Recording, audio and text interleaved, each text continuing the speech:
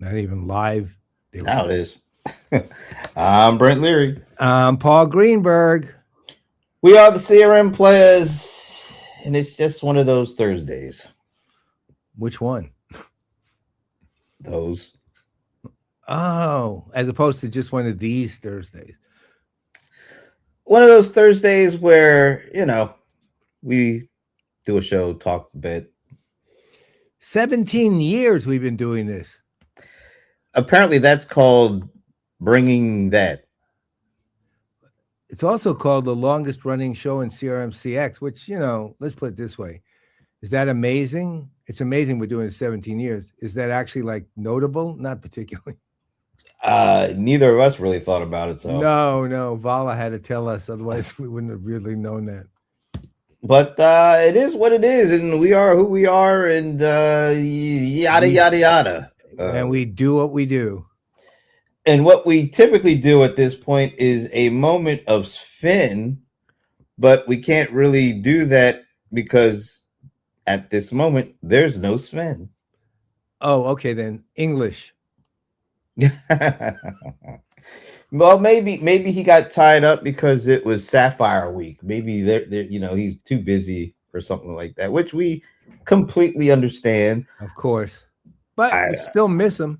Yeah, and I unfortunately didn't really check out the keynote this year for Sapphire. No. I was supposed to maybe kind of hang out on the Rural Hammers watch party. Yeah, I mean, because if you want the SAP coverage, the best coverage out there, you gotta check out Brohammer, and I think he had Josh on and Bonnie Duncan Tender. I want to make sure I get it all in the right order. And I believe I saw a little of their watch party on I guess it was the day one and opening keynote, which I think it was started like at 9 in the morning. I'm just not used to that. So I missed it most of it. I just caught the very end. So I mean, yeah, I like you. I was asked if I'd like to come on. I said no because I'm biased, and I don't like SAP. I don't like the company. I shouldn't say that. A lot of lovely people like Sven and Anthony Leeper and people like that who are wonderful and million alumni of SAP who are awesome. But and actually, I still think Amanda Mountain might still be there. Is she there anymore? I love her. I mean, some of the people there I love, but the company, let's say this, it's not personal, but it's sort of personal. They treated me really badly, and their AR team pretty much sucks. So now I can't speak for the current one because I don't talk to them, but the AR team I dealt with was pretty terrible, and the one that even subsequently followed it. So I always felt like personally bugged, even though I'd like to treat it fairly, and I do, but I realized I just bring my bias in, and it wouldn't be right. So is it maybe it's more like, just using your terms, you hate a couple of individuals who. I don't hate them. I mean, I mean, it doesn't feel like you really hate the company. Because no, I do dislike the company because I don't like the culture of the company at all. And I'm not, let's say, I'm not enamored of 90% of their management either. Well, I shouldn't say 90. That's a random number. Of the very senior management that I'm aware of, and there are many I don't particularly trust them to do the things they need to do to get the company going. And secondly, the culture is terrible there. It's always been terrible. That has been consistent. Even when I was working as a consultant with the company years ago, it was not a good culture. It never was. It's always been very political and very internal, in the sense that if you can find a place to hide and stay there, you're going to do fine, and you can last there 25, 30 years. But the minute you put your finger out there, they cut it right off. Right. So I think the company's also been highly misdirected over the years on CX and CRM. They just don't get it. And that's fine. Then don't claim you have it. Right. If you're not going to look at it the way the rest of the universe looks at it, and then stop pivoting to it whenever it's convenient to you, and then do nothing about it, which is also historically dumb. And that's something I actually had input on too to try to stop it, but it didn't particularly. As far as it goes, they had some individuals on the AR team I just thought were pretty terrible at their job, and there's one or two of those, and then there was a few more people there who I just thought were indifferent, and that the indifferent ones, that's fine. I mean, I never saw myself as a tier one analyst to them, because they were Gartner, Forrester, and then they would have a few good ones like rarely did they recognize independence, but luckily people like, I don't know if you want to call it Brohammer independent, but people like Brohammer and Josh Greenbaum. And does Bonnie work for anybody? I don't actually know. Yeah. Okay, and then Bonnie, if she didn't, at least they recognized them, and that was a step forward as far as I was concerned. So, and from a product standpoint, their products are good. I mean, I still think, regardless of all of my biases and prejudices, that they have a very strong, and still, I'll call it, I don't want to call it best in class necessarily, because I don't know enough about to say it, but one of the better in class supply chain technologies. I think they're really excellent in certain areas, and I also think historically they used to be, not so much anymore, innovative. They were I thought they were more innovative than any company in the marketplace. They just tripped over their own feet trying to tell the world about it, because they're very much an insular culture, and they don't know how to present to the world very effectively, and it comes across. It's not that they don't try, and they had brilliant people at the company like Nick Sisson and others, historically. Nick, of course, being vice chairman of ServiceNow, and a lot of the best SAPers who I thought were fantastic and were making SAP into a company worthy of the name are now at ServiceNow.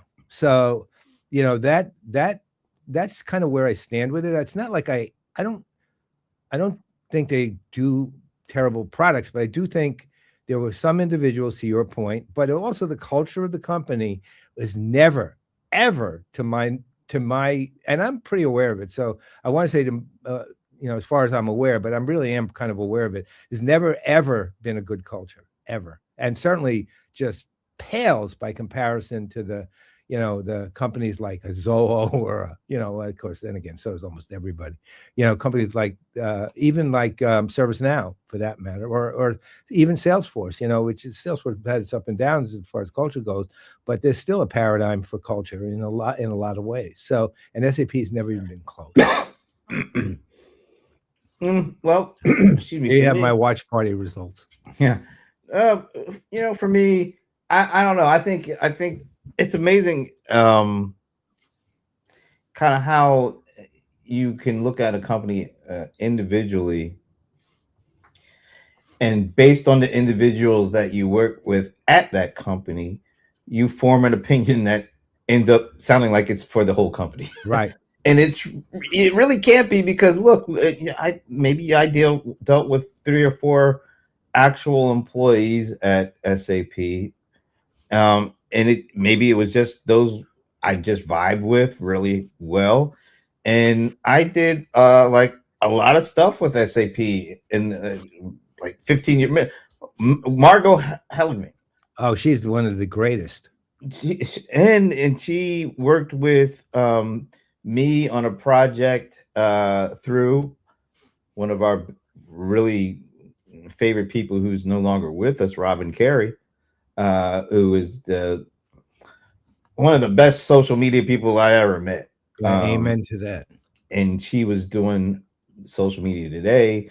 And remember, this is so ahead. This is where I give SAP credit for working with somebody like Robin on something that she was doing that I think was kind of light years ahead of what the time was at the time. But not only was she doing like, the kind of the more homogenous social media sites like Social Media Today that didn't have any particular bend to it. It was just business focused social media stuff, and she recruited a whole bunch of writers that had voices, already had some level of voice in the industry, and invited them to post, and that site became a juggernaut. Yeah. I'm sure it's still out there, but I don't pay attention to it.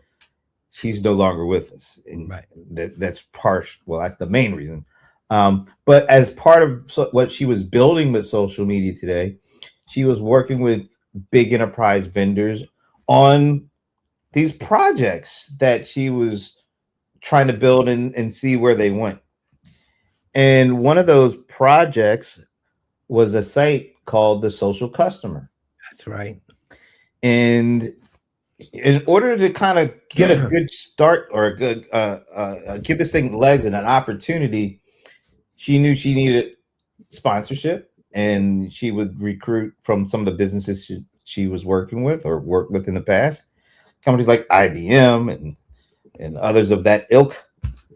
And SAP was one of them. And SAP, I think, going back to Peter Auditory, remember him, who was one of the first people I heard at a vendor talking about the importance of thought leadership at the vendor.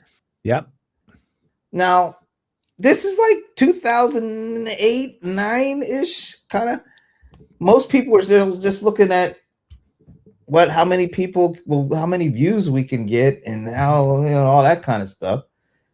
SAP in the with Peter in the forefront, he was already looking at influence and thought leadership, and how a company like SAP could build and be a part, and not just from a standpoint of traditional, let's just get our employees talking about how great our products are, but talking about the subject matter and the things that are important to their customers beyond pure product. Like, what are the topics? What are the subjects? What are the things that they really should be aware of and be a part of the conversation? And Margot was a part of that. Mm-hmm. They engaged with Robin Carey for Social Media Day, and then Robin wanted to get people that were considered thought leaders, or people that were really building out some really interesting content that wasn't marketing centric. It was perspectives on what the things that we thought were important to seeing the businesses grow the right way. I think you might have recommended me to her, or she recommended her to me or something, but she reached out to me, and I really wish I had that email, because that was the singular best intro email I've ever received from somebody who wanted to build a relationship with me. And it was so good, because you could see she really went pretty deep on the stuff I was writing about at the time, the people I knew, and how she thought what she was building, and how she thought I could be an integral part of that. And she wanted to introduce me to the SAP team, and that was my intro to SAP on an engagement basis, and that lasted for several years. People changed. Elaine Bennis came in, and she kind of filled in where Margot was, and Elaine, I've seen her name, and I always apologize to her, because I always think of you as Elaine Bennis, and I don't think that's what you just. That's why I was laughing. You just said that. I cannot get away from that for whatever reason. And you see her every year at IRL too. It's like Liz Miller. I always think Liz Lemon for some reason. But anyway, SAP. Remember Ratul Shah? Of course. Remember the idea of the wing the chicken wing. That was easily one of the greatest things I have ever seen in my life. Was that episode with you and him when he was eating and I forget the other guy's name, but ghost pepper. But yeah, he was trying it, and he was trying his best to talk. My God, he was like he was about to die. I know it was obvious how hard it was. No, it's literally one of the funniest things I've ever seen.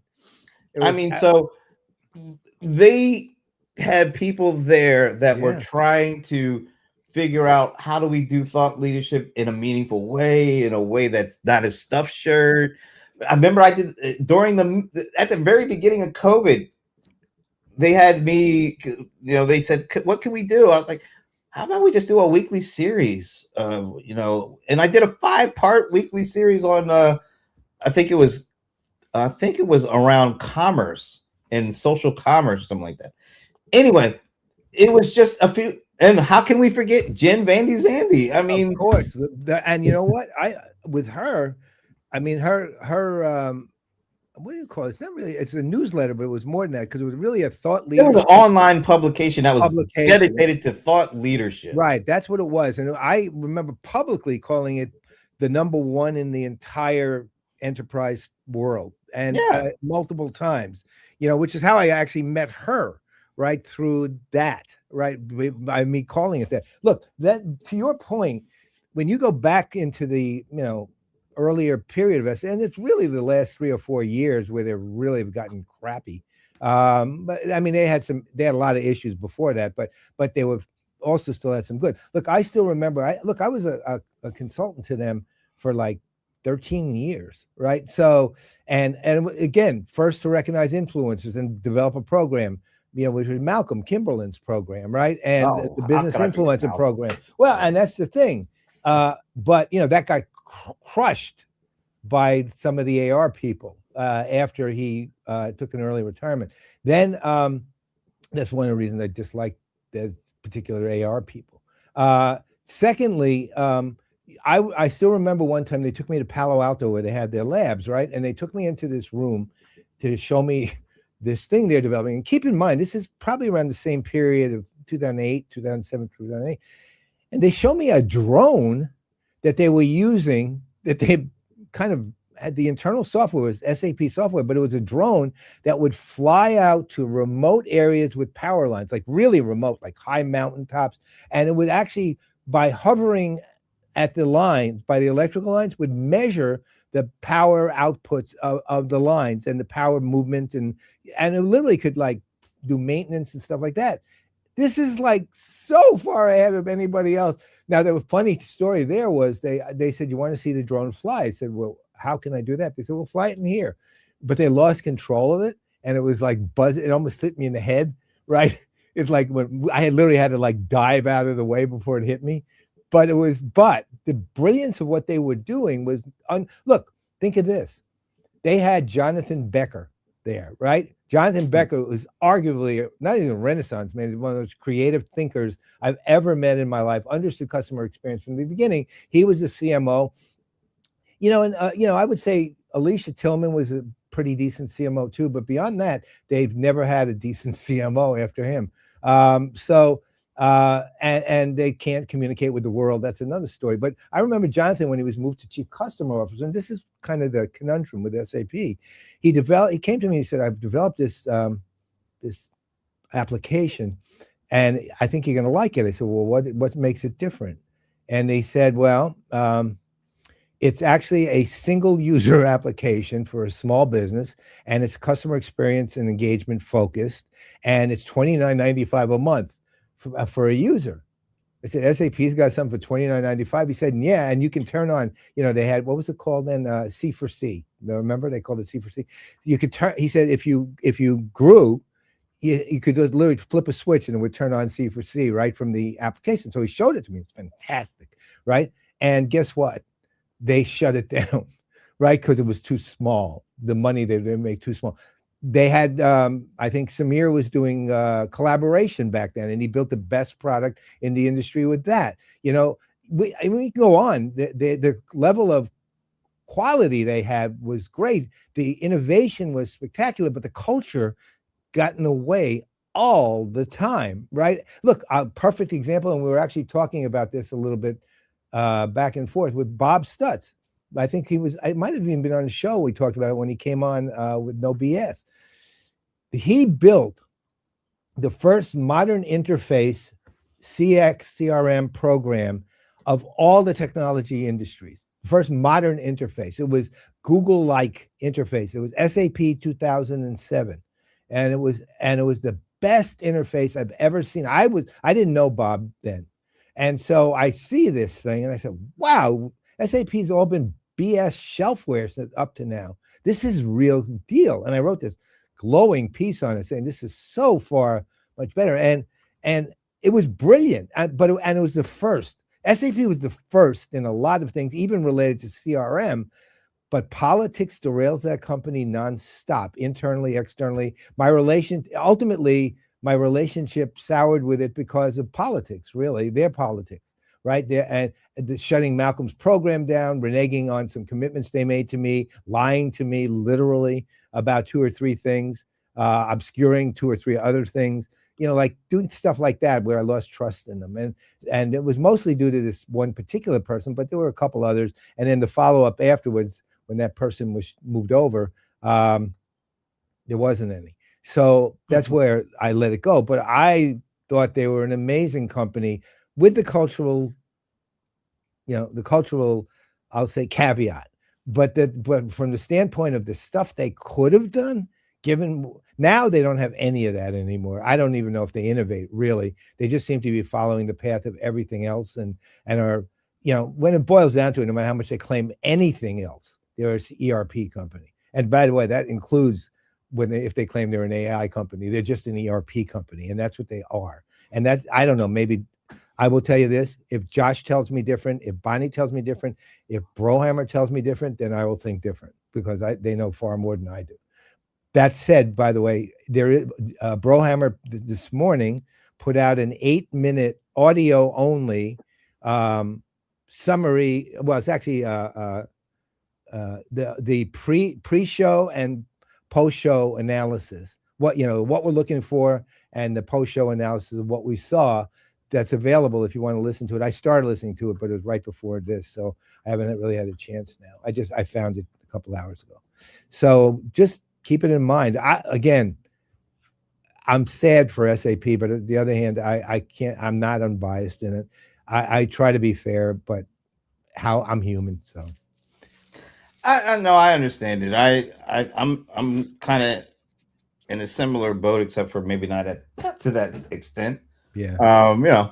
Like I said, there have been people that were there over the course of a span of time that really made working with SAP a great experience. Volker, another one. Volker Hildebrand. Yeah. Although apparently, anyway, moving on. But it just so happens to feel like all those people have gone, and there is nobody to fill that vacuum. And I think maybe the other one for me, this is just me perspective, I think the people that I really worked with at SAP were not specifically on the AR team. They were on the social media team, or their influencer. They were separate. That was separate from what they called their analyst relations team. And I think those, like you said, that team was really more focused on and more dedicated to the A tier folks, right? Like, Gartner, Forrester, all that kind of stuff. They did not understand. I was what do you call it? I was an exception but that's mostly thanks to Malcolm, right? By the way, one last shout out I do want to give to that era and them, because this was fantastic. Is to Jim Goldfinger, who used to work there. Yeah, Jim put together without any question, and it holds to this day, the greatest customer group within a group, like a user group, not a sub, a customer user group within the company for a lot of their high value customers. The greatest thing I've ever seen produced, to the point that I used his approach and him in CRM Speed of Light as the paradigm example. I wrote about it deliberately because he is so good at this. I'll give you one anecdote that'll tell you the whole thing. I was at this dinner with them. There was about 50 of them. I remember sitting next to someone remember that company? I still think they were around, CACI, CACI, right? Mm-hmm. They were a consulting company, kind of like. I think I kind of. Yeah, they were government. They did a lot of public sector work. And they were local here, but I was sitting next to a lady from CACI who I knew from a different a different venue altogether. So anyway, there's like 40 of us, and we're sitting around in sort of like a 3 out of 4 square table, 3 out of 4 sided table. And Goldfinger said, "Okay, let's go around and introduce ourselves." So as each person, as he mentions each person. Now this is 43 people. He tells a story about that individual that he remembers that is significant. And he had one for every single person without exception. It was unbelievable. And then they all stood up and basically just introduced themselves because he had already done it. Right. But that tells you the kind of thinking that went into the kind of program and the kind of empathy that Jim Goldfinger had and has to this day. He's still every bit as good now as he was then. That's just how it goes. Now, I mean, I don't have anything negative to say except for I do miss the kind of people they had in place that made it easier for somebody like me who's never going to be a Gardner Forrester person. Or I will never say when I was at Gardner. Right. I'm looking in the green room when I said when I was at. All right. Well, you know what that's like? That's like those people who say, I tested 432 blah, blah, blah, so you don't have to. It's that automatically makes me not want to watch the video. Right. I will never watch a video where someone says, so you don't have to. All right. So Sven, we see you're here, and for whatever reason, he posted a comment with the moment is Sven, and it didn't find its way into StreamYard. It's so weird. You see some of his comments show up, some of them don't. The moment is Sven one don't. This is what it was.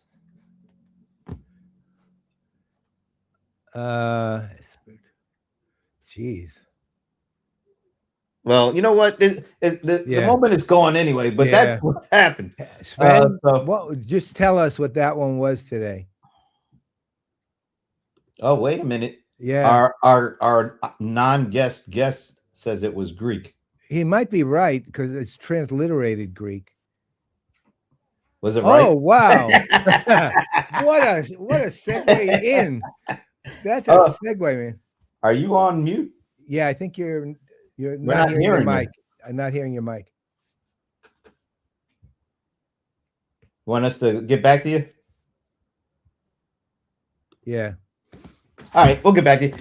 You know what we'll do is a short, very short Stump the Godfather, because I do have one, and I know you're going to love it. Okay. Is it with the new stuff? This is something brand new. Okay. No, I mean the new, no. Oh, we really need to get that in place. I know, but you just have to bear with me on this. All right. It's less fun without that, though. This is a good one, though. If I make sure I have it. 197 billion. There it is is. The answer. Okay. No, you're going to love this because last week and maybe even our non-guest, because you already know who he is. Yeah. He ain't going to get this one. No, you could, but you aren't, because I don't think you did what you needed to in order to get it. All right. Okay. What a big build up on that one. All right. So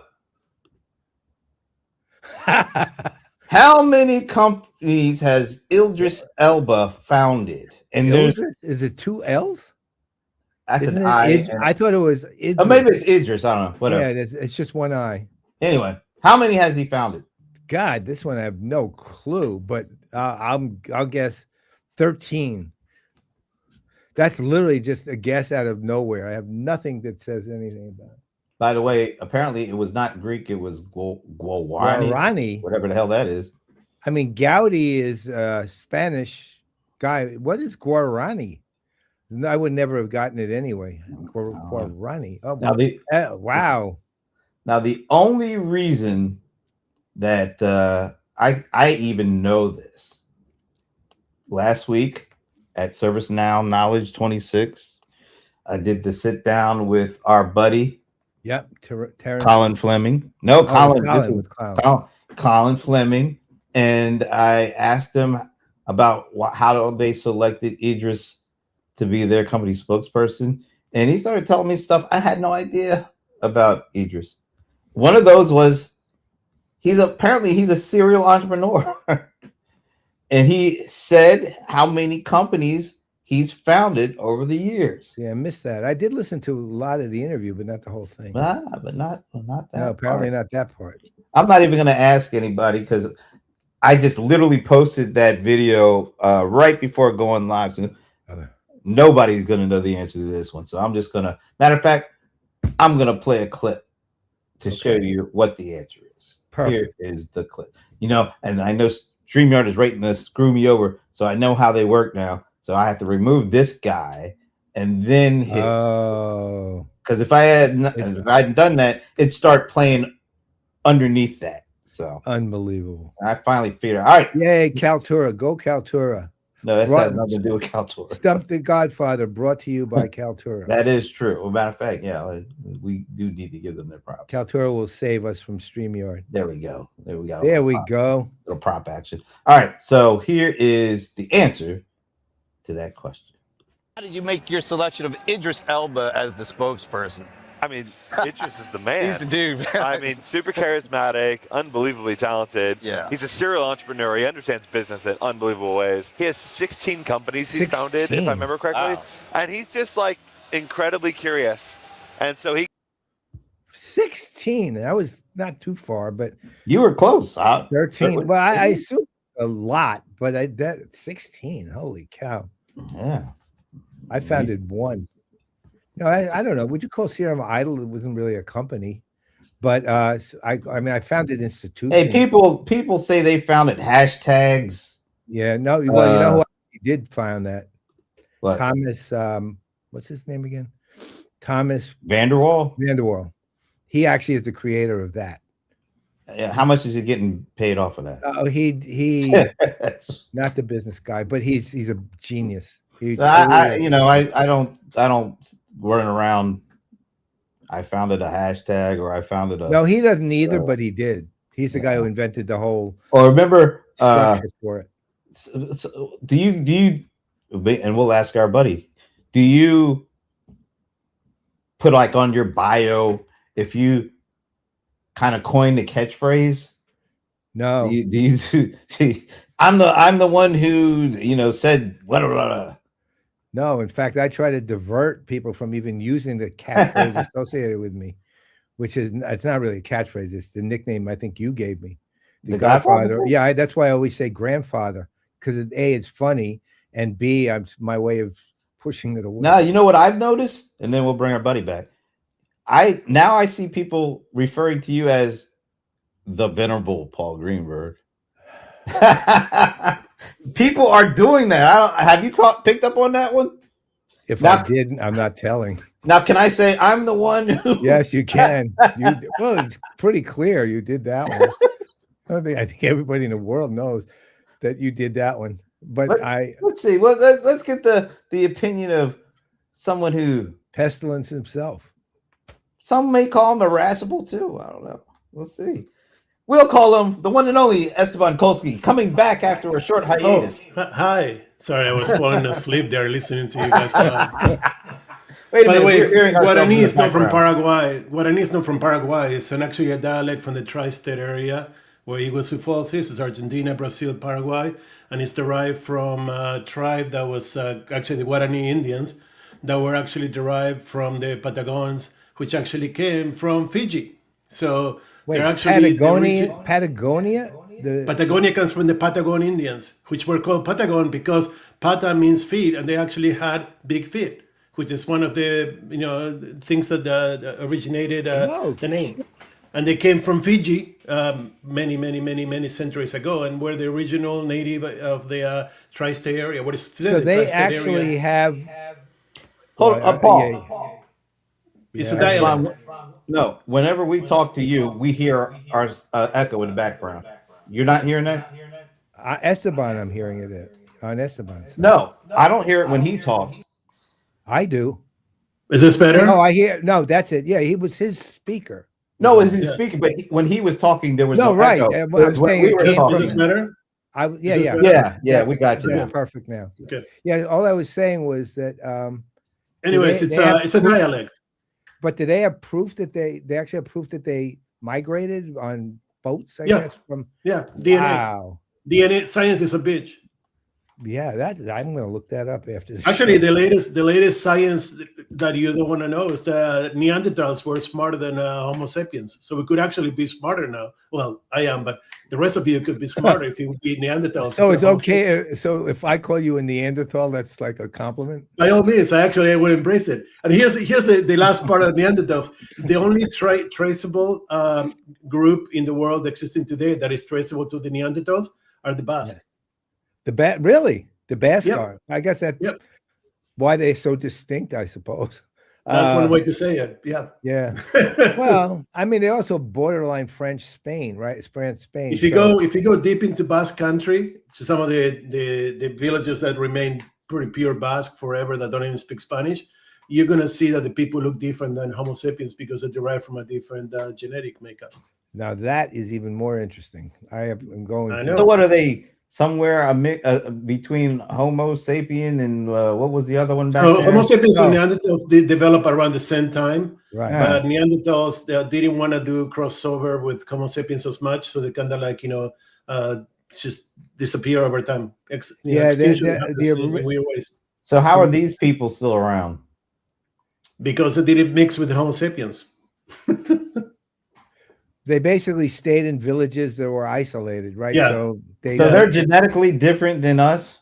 Well, not now. I mean, by now we have crossovers because there weren't enough of those people. But like they're more directly related to Neanderthals than we are. Let's say I am definitely not related to anybody. So nobody claims ownership of this. My DNA for some, I still don't understand it. So we did the 23andMe back in the day when it wasn't hacked and illegal and screwed up. Yeah. And my DNA came back, and this is the part I don't get. 99.7 Ashkenazi Jew. Yeah. Now, how is DNA Ashkenazi Jew? It's not DNA. It's actually it's genetic markers that correspond to. Well, how are the markers Jewish? Right. Is what I really mean. My DNA. Yeah. I can see Ashkenazi. That's Eastern European, but that's probably what they really mean. But Jewish markers, I'm not sure. I see that one. I don't have to do 23andMe. I can tell you that I'm 100% one. Not even a hint of anything other than Ashkenazi Jew. I have 3% Egyptian, oddly. So my thinking, I left with Moses from Egypt. Actually, you know what? You know what's funny is my entire family is it's white as a ghost, except for my brother that has like olive skin, like the Sephardic Jews. Yeah, the Sephardic. Yeah. So more than likely we came together. Our people came together from Egypt. Europe. That's right. We were all on the same trek. Cross that. And then we all got white. Yeah, I remember back in the day they were saying, "Well, how that you happens. think we'll make it?" And they said, "Well, we'll cross that Red Sea when we come to it." Are we going there, Brent? Are we going there? You all go. I'll just hang out in the back here. I'm fine, man. I'm fine. All right, let's move on. So let's talk about SAP, by the way. Oh, well, you have some experiences, so yeah, go ahead. It's not an ERP company anymore. It's not an ERP company anymore. What is it? What is it? It's a platform company. Is it really a platform company or a claim to be a platform company? It's trying to become a platform company, but it's further ahead than its competitors. And ERP, CRM, CX, HRM, HCM, 3 or 2-letter acronym, they're no longer considered relevant at the executive or board level. But what is considered relevant is a good infrastructure that brings the data together. And that's what SAP has been trying to build for the last 15 years or so. Well, that I know. That I remember. So, I mean, to call it an ERP company is a misnomer. I mean, it's the easiest way to categorize it into something because, let's be honest, the CRM, CX, and HCM are kind of like not very useful. But the BTP, the business transformation platform that they have, is one of the most advanced in the industry. And the only one that's a little above it is probably ServiceNow, but they don't know how to just about to categorize it. Yeah. And the ones that are behind are like, Microsoft and Oracle and like all the shit. But well, Microsoft seems to be dropping back a long way and pretty fast. they're in a different world. Yeah, they are. Yeah. Very different world. I mean, Dynamics for them and the applications business and even the platform business per se is just a percentage of income. It's nothing more. Microsoft is probably the furthest ahead behind the Google of an ecosystem company, right? A platform company, right? Right. So you had to be able to differentiate between. But I mean, I would probably put SAP second or third as a platform. I would put Microsoft second or third behind Google, and I would put all the other guys trying to figure out what the hell they want to do, like OpenAI and Anthropic and all those guys. On the ecosystem side, I mean, that's why. Look, if they were looking at Dynamics, for example, as just a, something as something for revenue, they would have dropped it a long time ago. It's for anyone else, it's a gigantic amount of revenue.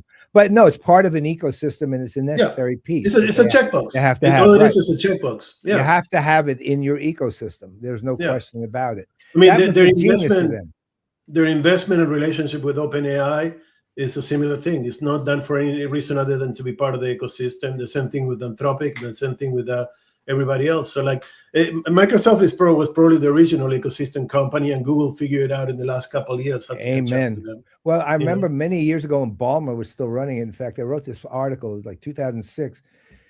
And I said that Microsoft was the only company that I could think of that from someone's personal life through someone's business requirements could be an end-to-end ecosystem, and they were the only one, because they had the gaming side, they had the product, the lifestyle, basically a number of lifestyle capabilities, and the other thing they always had, no matter how many detractors there have been over it, is Windows, and I think people underestimate what that is. It's not that Windows is the greatest operating system ever, but it's a ubiquitous one. And the thing about it is, with all the complainants, the people who are complaining about Windows all day, I talked to a Microsoft executive about that one. I said, every time we release a new Windows iteration, I said, you got 1 million people detractor. And sometimes I said it's legit. Most of the time it's not as legit as the amount of people doing it. He said, we don't worry about that. He said, you know what we worry about?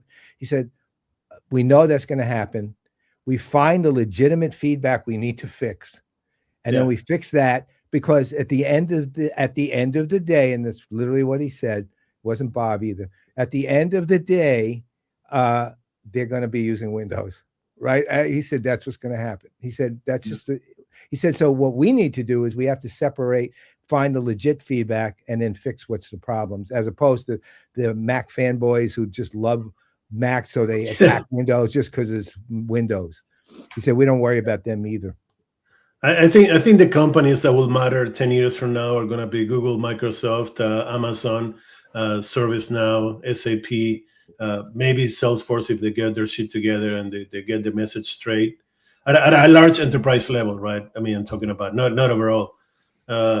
I think that Anthropic is a fantastic approach, but I don't think that they actually understand where they're trying to go. I think that OpenAI has a better vision how to become an ecosystem, both for the enterprise and the consumer world. And they're probably the only company that I know in history that is trying to figure out both sides equally. So that's going to be a very interesting thing to watch. Yeah, I agree. We'll see what happens.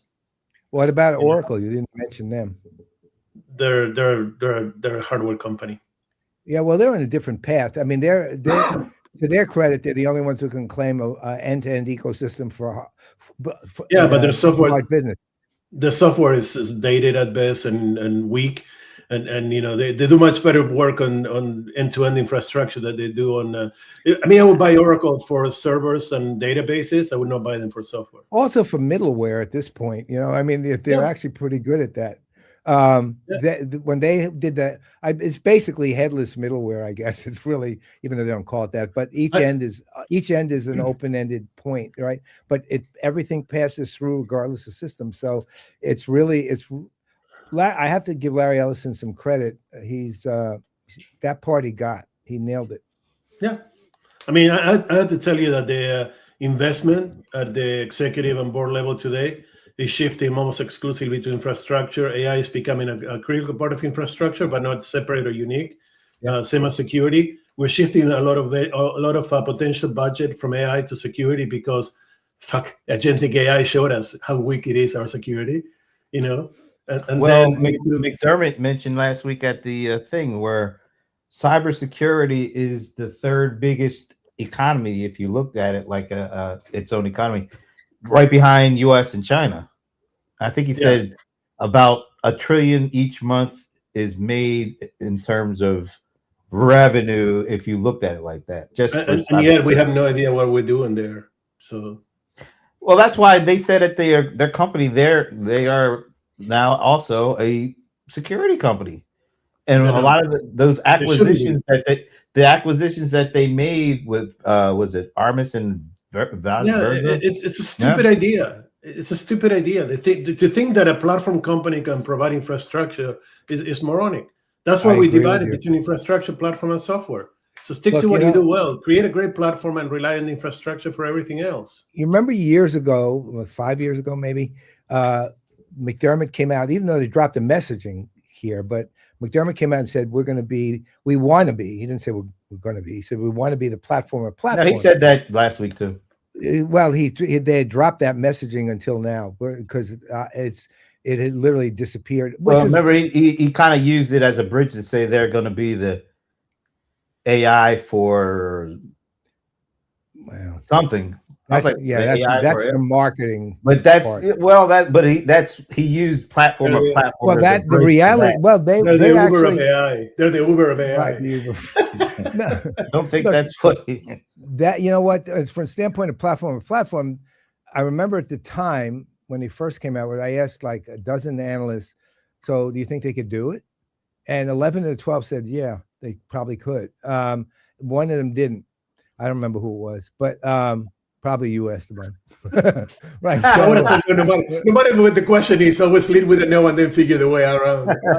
His knee jerk. The thing they've been doing is quietly making progress, and they're still not a platform. I agree.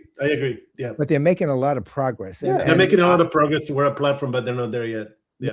No, they got time until they hit that level. Yeah. That's a whole other. It's sort of a non-existent level at this point, right? So the most interesting thing that I've seen in the last couple of years is more and more enterprises actually building their own private platform and not relying on third-party platforms. And there was a statement that Steve Lucas made a couple of days ago at the Boomi conference, where basically he said, if you continue to be dependent on your locked-in vendors, you're never going to make it in a platform world. I mean, I'm paraphrasing. He said it better. I'm not as eloquent as he is, but and I agree 100%. It's like, you cannot be a public platform for everybody. You need to have your own private platform, and you need to integrate your platform with the vendors' platforms for the parts that are relevant to you. But the control and the ownership of everything in the platform must remain within the enterprise, not with the vendor. Yeah. Or else you have SAP telling you that you cannot use their APIs for access to anything else. Well, you remember when what was it, years ago again, Microsoft buys LinkedIn, then they start building what's his name? Blocking the guy's name. I used to know him. The guy who built Sales Navigator at LinkedIn. Which I always thought was a horrible product. I still think it's a pretty horrible product.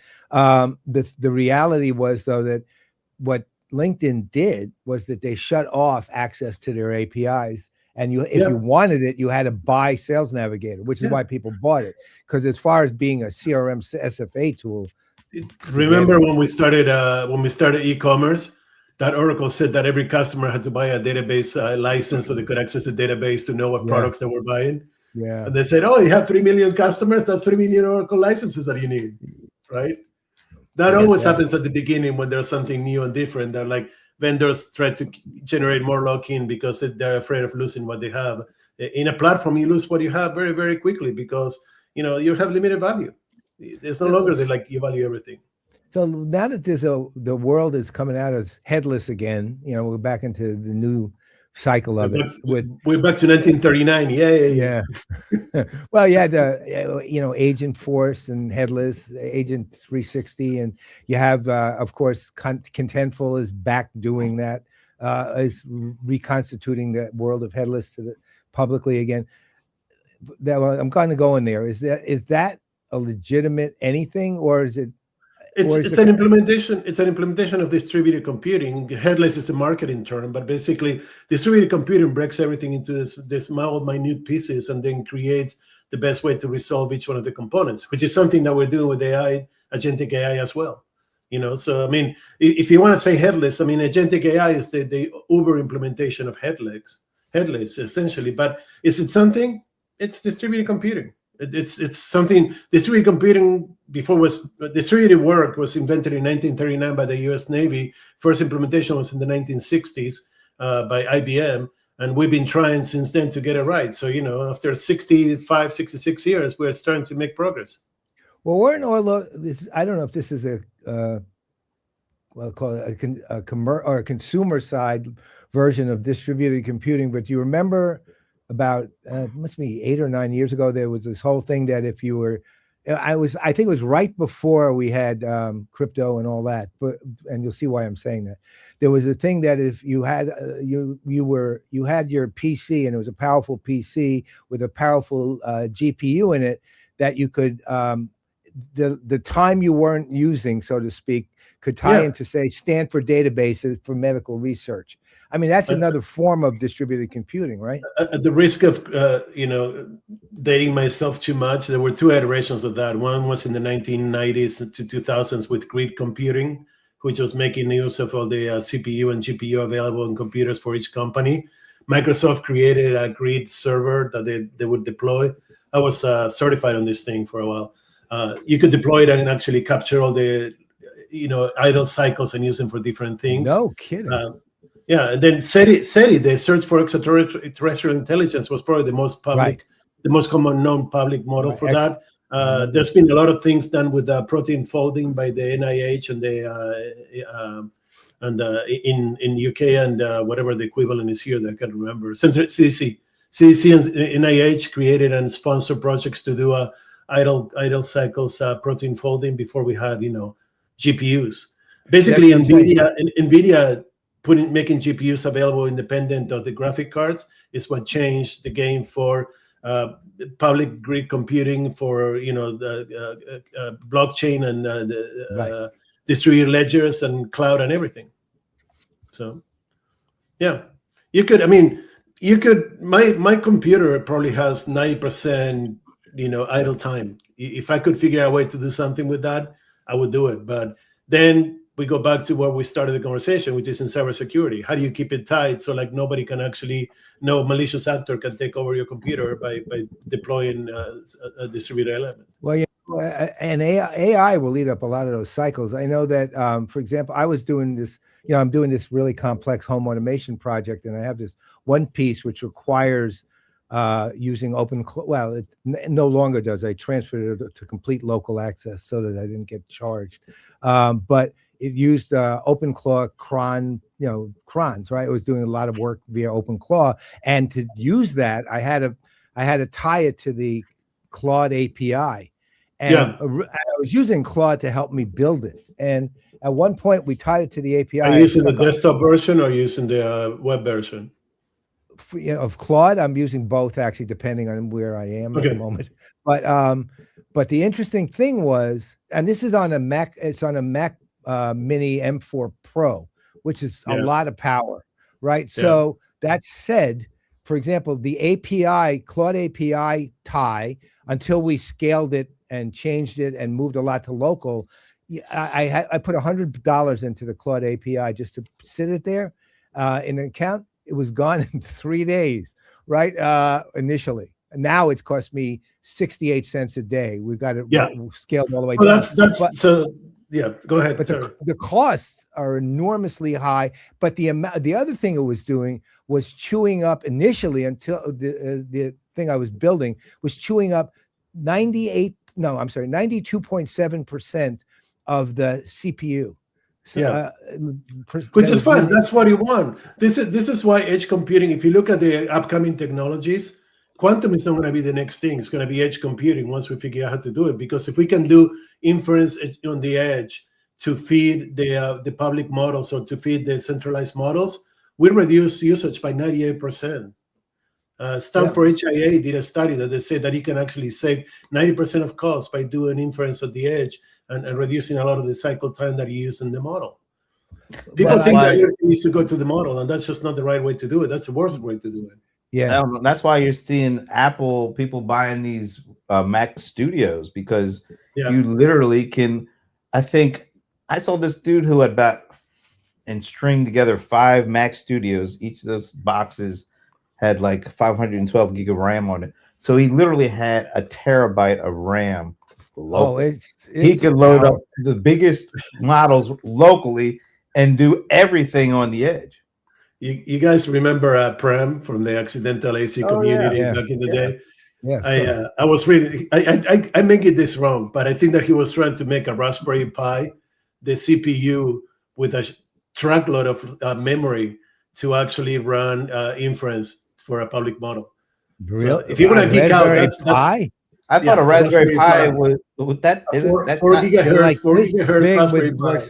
The most memory you usually get on a Raspberry Pi is like 32. No, you can address large quantities of memory because it has a 32 bit cycle. But that's not the point. The point is like the CPU is not what actually takes most of the time. Most of the effort is spent on memory, and we don't have well capacitated computers. And we don't know what we're doing. I mean, I put myself into this. I mean, when I build my agents or when I build my models, I consume too much power and things that I could optimize before I get to that, but I just don't have the time. You gotta like shoot from the hip on this stuff right now. So a lot of people don't know that. They just buy the hardware and just let it run, and they aren't used to optimizing even at that scale. But I think the reason why Apple is all of a sudden becoming like the darling of the AI community is because people are literally loading up. It's not just the amount of it's not just the amount of memory. It's the memory broadband capabilities that the thing has. So so all of a sudden you're seeing people. I saw this dude literally 5 daisy chained together, running like a LLM that has, if not a trillion parameters, very close to it. Right. Okay. So here's the thing. If you're really going to break down distributed computing down to the smallest portion, I could run every single agent that I need on a Raspberry Pi with one meg of memory or less, because you're creating smaller components that do exactly what they need to do perfectly well, and they can consider every permutation without using 13 trillion tokens to do that. The problem is that we don't think that way. We don't think that way, so we actually overload the model with shit that we don't need just in case, instead of optimizing the model and optimizing the data. Well, you know what? To your exact point, so that example I was giving you where it was chewing up 92.7% plus costing me $33 a day. Right now it's 68 cents a day and it's chewing up 13%. Right. And it's the same. And I'm actually doing more with it than I was doing at that time. It's just how it's basically you have to optimize. I spent weeks between me and Claude doing the research because Claude got a lot wrong. If you either create a good model and algorithm or optimize it, or you create sufficient boundaries in a public model, you can reduce your computation time to like nothing and get the exact answer that you're looking for. I mean, I'm comfortably handling it at 13%. Yeah. It's very, and this is massive for massive for an individual, not for a company, but massive for an individual. Here's the deal: we're old. We are used to doing this because back when we started, we had to do assembly and solder memory chips and motherboards to get more memory, right? At least I did. I didn't know. All I did was I just programmed cards. Yeah. So I mean, kids today, they're used to like having a fucking supercomputer in the pocket to do anything that they want at the drop of a hat. So it's different understanding the limitations of giving the right input to get the right output and just saying, fuck it, there's enough power, I don't care, let's do it and we'll figure it out later. You're right. You're absolutely right. Well, before we go, I want to see if I can pull this up, share screen. This came up in the happy hour, I think, yesterday, and I think it was actually the venerable Steve Gilmore who brought this one up. Let me see. You recorded it? No. Oh. But he was talking about something he saw on LinkedIn. So I think you both are familiar with Adam Bosworth. Yeah. I got a chance to do it like this. Sit down with him when he was at Salesforce. But one of the things he said that caught Steve's attention and it kind of caught my attention, and I know a lot of people are using Claude. He said, and he just posted this 2 days ago, until 4 weeks ago, Claude Code was a marvel. It was like having a team of decent engineers. Yeah. You had to direct and coach, then it built the right code. starting about 4 weeks ago, it has been like the worst employee ever. Absolutely. It is constantly telling me work is done that turns out to be only incompletely done and lying about it. It is extraordinarily slipshod and left to its own devices, writes code that is the antithesis of good design principles. Am I the only one experiencing this? And if not, what are you doing to deal with it? What are you using instead? So I heard the same from a lot of people. By the way, Adam, shout out to Adam. Adam is one of the true OGs of computing. The guy understands computer at a level that I would never get to, and it's incredible. But I've been hearing the same from a lot of people that Claude went from being amazing when they experienced the overload. Like they released a model that was more like OpenAI, and they really didn't really improve it. They just kind of like regressed it. Well, I'll tell you what. To that point, again, I'm just doing it from experience, but I'm running across not with Claude Code, but with Claude itself, because I've been building dashboards, and they involve 4,500 lines of markup language code. Right. So, and I couldn't do it myself. I need the help, but I know what I want. The thing I've always find with Claude, though, is effectively the first thing it does is guess. It guesses at things based on patterns it sees, and it's just guessing, though. It said like a very specific line to give you an idea would be, I'll say, well, how do I do this? And they'll say, well, go to, I'm making this up, but go to settings, and you should see something that is named this. If you don't, then check something named it. And it's like just guessing at things that it might be, right? And then if you say, I'm not asking you to guess, you're basically just costing me tokens if you're doing that. Which is what I literally tell it, right? I said, so what I need you to do is be specific, find the manual and do it. And then it finds a manual, it gets me an accurate answer.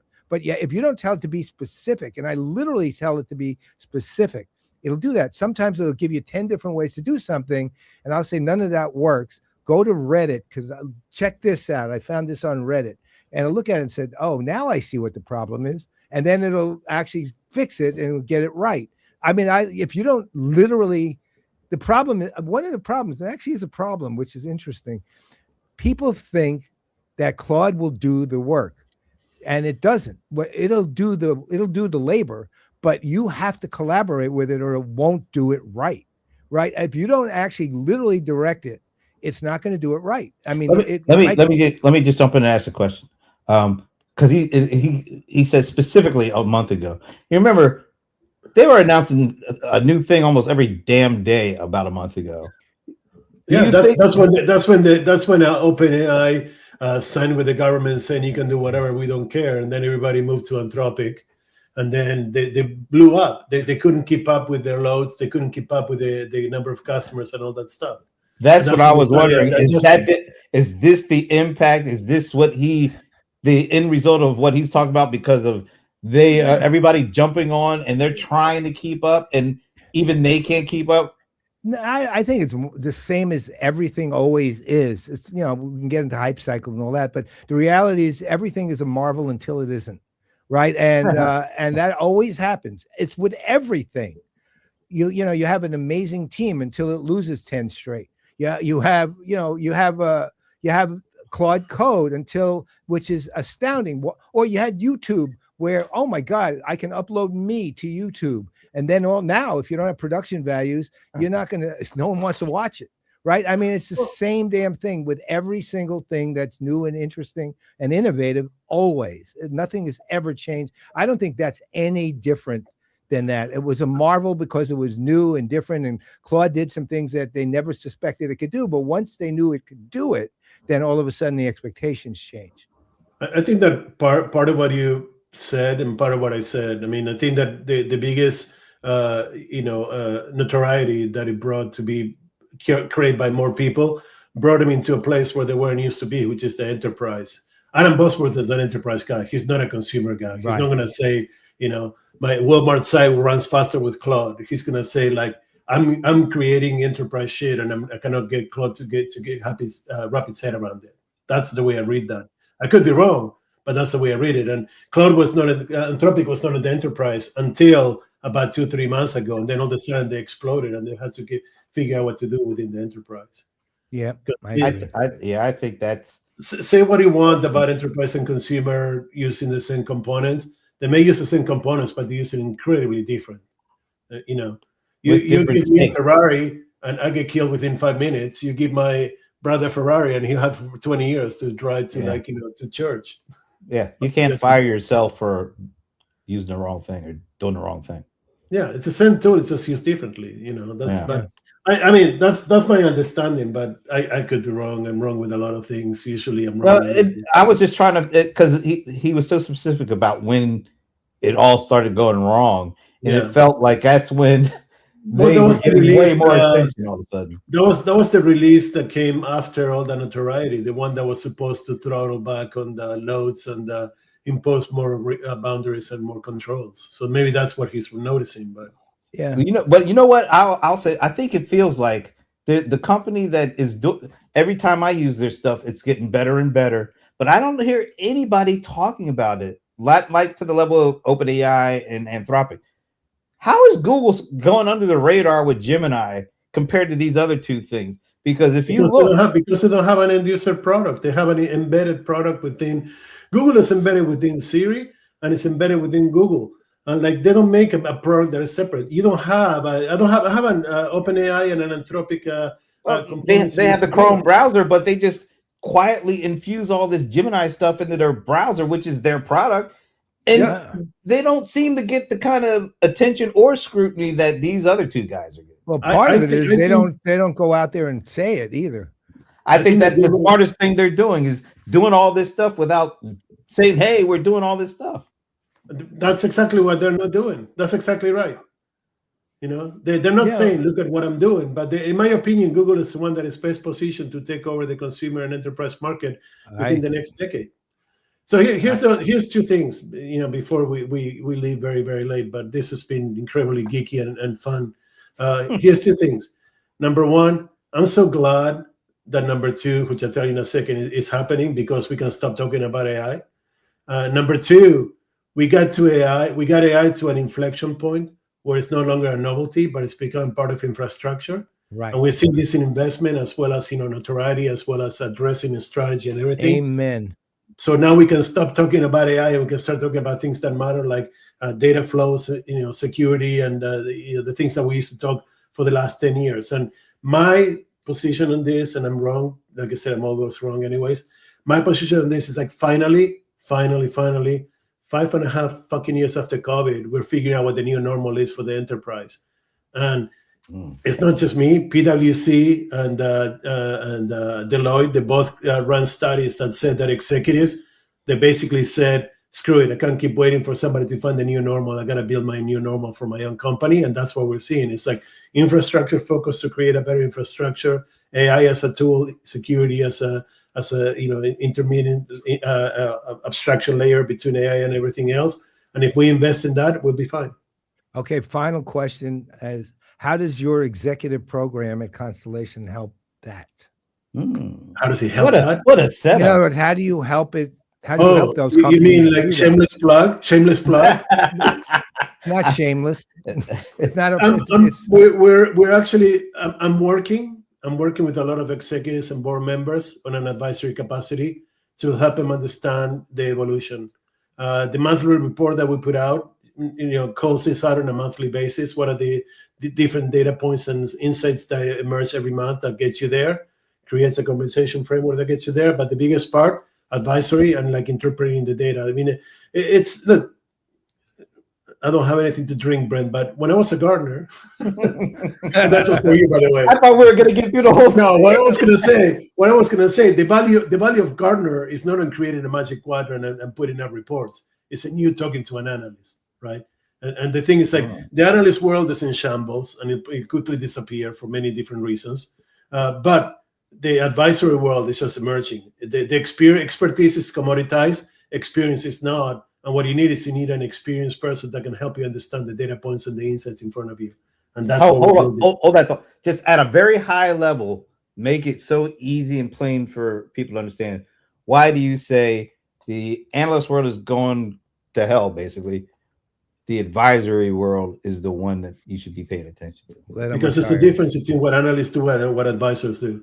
Yes. Analysts connect the dots, but they don't know how to implement them because they never did. Advisors connected the dots in the past. They can read the dots that Gartner connected for them, but they know what to do with that information. You don't get a 24-year-old advisor. You get a 59-year-old advisor who's got another 20 years left to tell you how to do it right. Because, like we were just talking about, we were doing assembly, we were doing soldering chips on shit. We were putting together BBSs and stuff that doesn't matter. But that's the basic building blocks of everything. If you don't know how to work that, no matter how much you know how to work, pick your favorite software that you want to put down. It's not going to make a difference if you don't have the infrastructure right. That's the bottom line. And to have the infrastructure right, you need somebody that was there, that has a t-shirt, has the scars, and knows how to actually make it work in the enterprise. That's what experience is. Expertise, commoditize. Gartner, commoditize. Forrester, commoditize.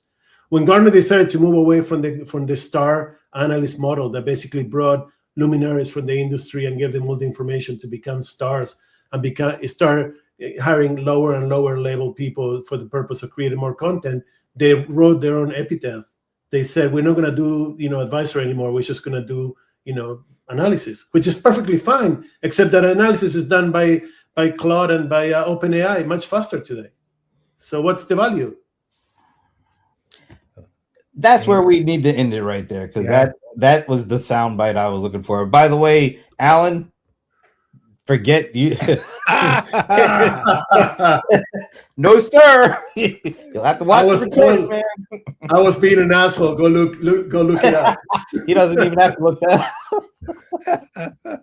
Alan, just watch it. Just watch it. Yeah, when just it comes watch out. the playback there. But anyway, man, that was great. We're an inflection point for enterprise technology that is going to open 20 years of growth like we had at the beginning of CRM if we get it right. I'll watch it from my wheelchair. I'll just say this. I'll be in the middle of it, dude. Last week at the ServiceNow, I know there's a lot of stuff, a lot of different conferences, but for me personally, that was the first keynote presentation of a enterprise SaaS vendor that felt like we finally are moving on from the last 2-3 years of stuff. They really, for me, that was a point of delineation, because so the keynotes, even right up before that one, Paul, you know what I'm talking about. Yeah, I don't want to say their name anymore. Yeah. It was. We are an inflection point in a paradigm shift, which is a lot of words, but I promise you that if you actually put the dots together for that one, you realize we are exactly where we need to be for the next 20 years. Yeah, we haven't figured it all out, but at least I think we got the right pathway going forward. Absolutely. Like. By the way, I figure it all out, but nobody wants to talk to me because I think I'm an asshole and negative and a curmudgeon, but it's so clear. Like I said, it's so clear in front of us. Just stop fucking around and take the right path and get there with a good advisor. You need a good Sherpa. That's what Jesus would say. And where can they get more of this cogent analysis, but not from an analyst, just analysis? Advice. Where do they get this? Where can we get good advice? There it is. Go to constellationr.com, look at for the board, and ask for more information. Reach out to me if you know how to reach out to me, and if you don't, find me on LinkedIn and send me a message. I'll be happy to talk. I enjoy the conversations and the work more than I enjoy the writing and the analysis. So make a point of doing that too. Make sure you contact Esteban. And then let Alan know what. Right. Alan, you contact him. Alan would be contact me as soon as I'm off here. He'll call me, so don't worry. Yeah, he's walking right now. I know. He'll call you while he's walking. All right. Well, that is. I feel bad calling him the Irascible after that really good conversation.